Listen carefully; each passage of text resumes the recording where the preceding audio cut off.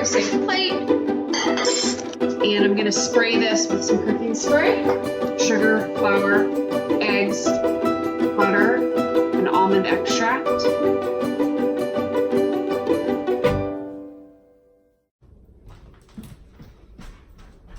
Hi. So what you might have noticed on the video that I posted earlier, I'm having some audio issues with my computer, so I'm doing this one on my iPhone, and we'll see how it goes. It's gonna be really quick because I'm making my dinner. So I thought I'd just show you, this is called Pepperidge Farm chicken. At least I think that's what it's called. My mom, I told you on the video yesterday, my mom used to make this like for company and stuff, and I've never made it, so I'm gonna make it really quickly. It's really not a lot to it. It calls for 4 chicken breasts, but I only had 2 large breasts.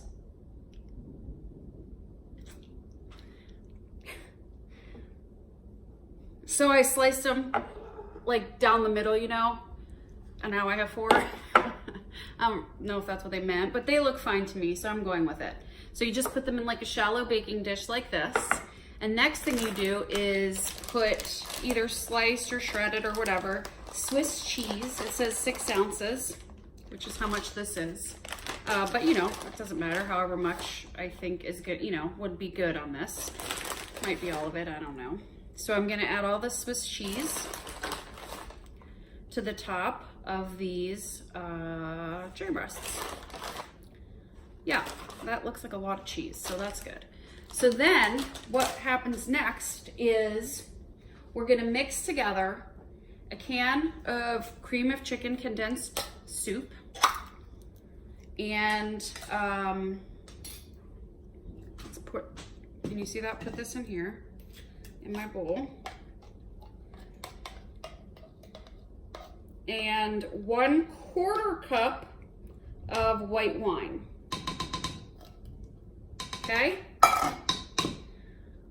Which is right here. Which, by the way, I had to open this ginormous thing in order to get 1/4 cup. Oh well. So I'm gonna pour that in. I'm gonna whisk it up. And then it says to pour this over the top. Now, my mom when she does this recipe, she has a it's all the same ingredients, I believe, but she has a different method where she would take these thinned out pieces of chicken and roll them up with the Swiss cheese inside, roll them up and put a toothpick in, and it was much, you know, prettier. But this is much faster. That's how I roll it. So that's mixed together.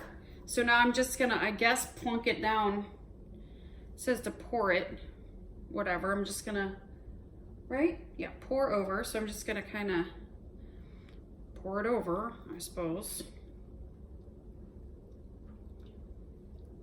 You might notice that I'm wearing the same shirt that I was wearing yesterday. Don't judge. I have no excuse. I just put the same shirt on. Okay, pour that over. Next, oh, I forgot to salt and pepper the chicken. I should have done that first, but whatever. So I'm gonna salt and pepper now. And there's really only 2 steps left, and then we're done. I mean, what, right? So what we're gonna do is take this stuff. This is why it's called Pepperidge Farm chicken, or at least that's what we called it. Herb seasoned stuffing.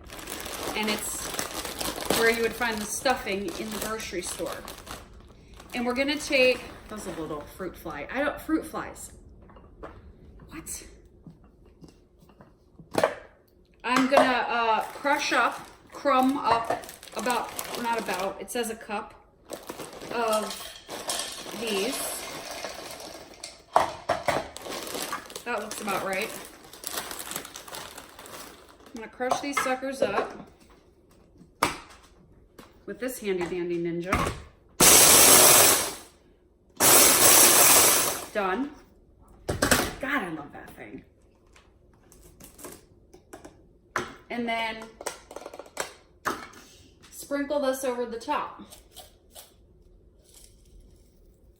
Okay, easy enough so far. Geez, Mom, all these years I thought this was like you were slaving in the kitchen over this thing. This is easy.